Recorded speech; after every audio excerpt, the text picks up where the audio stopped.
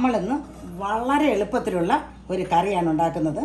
ആകെ കൂടെ ഞാൻ എടുത്തിരിക്കുന്നത് 2 മുരിങ്ങയ്ക്കയും 1 സവോളയും. മുരിങ്ങയ്ക്ക നമ്മൾ സാധാരണ അവിയലിനൊക്കെ മുറിച്ചിടുന്നത് പോലെ മുറിച്ചിട്ട് നടുവെ കീറിയിട്ടിട്ടുണ്ട്. പിന്നെ ഉള്ളി ഇച്ചിരി നീളത്തിൽ ഒരു വലിയ സവോള എടുത്തിട്ടുണ്ട്. ഒരു 4 പച്ചമുളക് എടുത്തിട്ടുണ്ട്.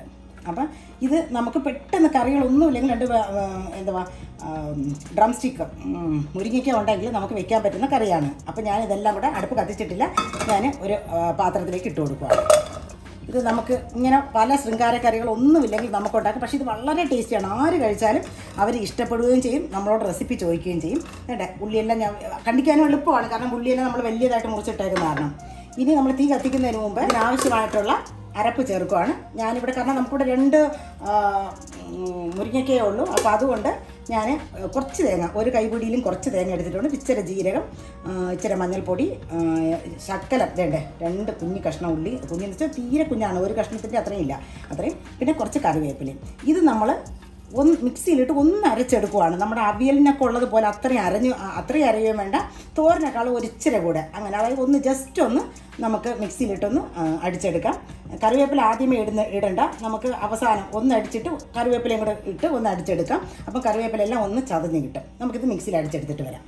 ഞാൻ അത് അരച്ചെടുത്തിട്ടുണ്ട്. ഇതിപ്പോൾ ഇങ്ങനെ ഉരുണ്ടിരിക്കുന്നത് തണുപ്പാണ്. ഇവിടെ നമുക്കറിയാമല്ലോ, വിൻ്റർ ആകുമ്പോഴത്തേക്കും തേങ്ങ അരച്ചെങ്ങനെ ഇരിക്കുള്ളൂ, കുഴപ്പമില്ല. അത് ഇച്ചിരി ചൂടായി കഴിയുമ്പോഴത്തേക്കും അതങ്ങ് ശരിയായിക്കോളും.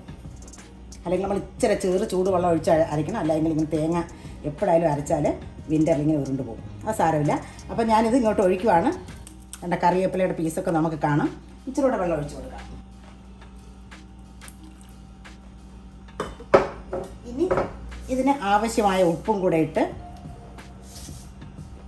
നമുക്കിതിനെ വേവിച്ചെടുക്കാം. ഇതിപ്പോൾ അതായത് അവിടെ ഇവിടെ ഈ തേങ്ങകളെല്ലാം ഇങ്ങനെ ഉരുണ്ട് മഞ്ഞളൊന്നും പെരളാതെ ഇരിപ്പുണ്ട്. അത് സാരമില്ല. ഇപ്പോൾ ഒന്ന് ചൂടാകുമ്പോഴത്തേക്കും ആ നെയ്യ്, തേങ്ങയുടെ നെയ്യൊന്ന് ഉരുക്കി കഴിയുമ്പോൾ അത് ശരിയായിക്കോളും. അപ്പോൾ ഇത് എളുപ്പത്തിൽ നമുക്ക് ഉണ്ടാക്കാൻ പറ്റുന്ന ഒരു സാധനമാണ്. നമ്മളെല്ലാം കൂടെ അരച്ച് ഒന്നിച്ചങ്ങോട്ടിട്ട് വേവിക്കുകയാണ്. ഇത് നമ്മുടെ ഏതാണ്ട് അവിയൽ പോലെ ഇച്ചിരി തോരൻ പോലെ ഡ്രൈയും അല്ല, അവിയൽ പോലെ അങ്ങനെ ഇരിക്കും. പക്ഷെ ഭയങ്കര ടേസ്റ്റിയാണ്. നമുക്ക് അടച്ചു വെച്ചൊന്ന് വേവിക്കാം. എന്നിട്ട് നമ്മൾ വെളിച്ചെണ്ണ എല്ലാം ഒഴിക്കുന്നത് നമ്മൾ സാധാരണ അല്ലാത്ത ഒഴിച്ച് കറിയൊക്കെ കടുക് പൊട്ടിക്കുന്ന പോലെ ഇച്ചിരി ഒന്ന് കടുക് പൊട്ടിച്ച് അതിനകത്തോട്ടിട്ടൊന്ന് മിക്സ് ചെയ്തെടുക്കണം. ഉപ്പൊക്കെ കണക്കാണ്. നമുക്ക് അടച്ചു വയ്ക്കാം. നമ്മുടെ മുരിങ്ങയ്ക്കെല്ലാം നല്ലവണ്ണം തിളച്ച് രണ്ട് തേങ്ങയൊക്കെ ഉരുണ്ടിരുന്നതൊക്കെ നേരെ ആയിട്ടുണ്ട്. ഇനി ഈ വെള്ളം പറ്റുമ്പോൾ നമ്മുടെ മുരിങ്ങയ്ക്കയും വെന്ത് കിട്ടും. അപ്പോൾ ഇടയ്ക്ക് 1-2 പ്രാവശ്യം ഇങ്ങനെ ഇളക്കി വെച്ച് കൊടുക്കുക. നമ്മുടെ മുരിങ്ങയ്ക്കയും ഉള്ളിയും കൂടെയുള്ള കറിക്ക് നമ്മൾ കടുക് പൊട്ടിക്കുകയാണ്.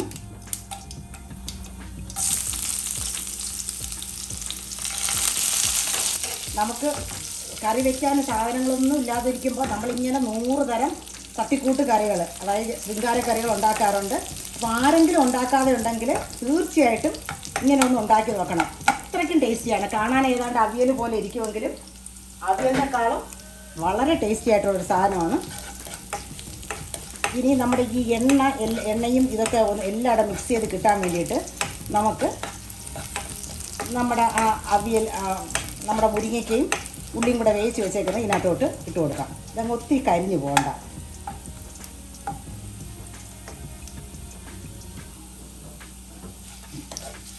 ഇതിനകത്തോട്ട് ഇടുവാണ്. ഒരു ചെറിയ വെള്ളമുണ്ട്.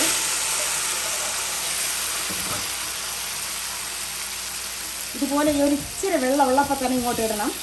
അപ്പോൾ ആ എണ്ണയൊക്കെ എല്ലായിടം പിടിച്ചിട്ട് നല്ല ടേസ്റ്റ് ആയിക്കിട്ട്.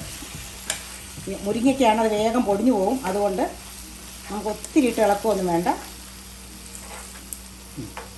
ആ വെള്ളം നല്ലോണം പറ്റുകയും വേണ്ട. നമുക്കൊരു ചെറിയ ഒരു സെമി ലിക്വിഡായിട്ട് ഇരുന്നാൽ നല്ല ടേസ്റ്റാണ്.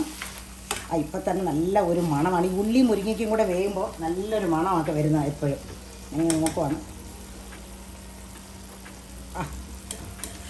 സൂപ്പർ ടേസ്റ്റാണ്. ആരെങ്കിലും ഇതിങ്ങനെ വെക്കാത്തവരുണ്ടെങ്കിൽ തീർച്ചയായിട്ടും ഇത് ഒന്ന് വെച്ച് നോക്കണം. അതിൻ്റെ ടേസ്റ്റ് അത്രയ്ക്കും വ്യത്യസ്തമാണ്.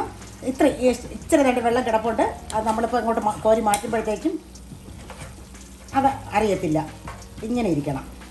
ഓക്കെ, അപ്പോൾ നമുക്കിതിനെ മാറ്റി വയ്ക്കും. ഞാനിപ്പോൾ തൽക്കാലം നേരത്തെ വേവിച്ച പാത്രത്തിലോട്ട് തന്നെ വയ്ക്കുവാണ്. വളരെ ടേസ്റ്റി ആയിട്ടുള്ള കറിയാണ്. എല്ലാവരും പരീക്ഷിച്ച് നോക്കണം. നമുക്ക് വയ്ക്കാനും വളരെ എളുപ്പമാണ്, വളരെ ടേസ്റ്റിയാണ്. Okay bye.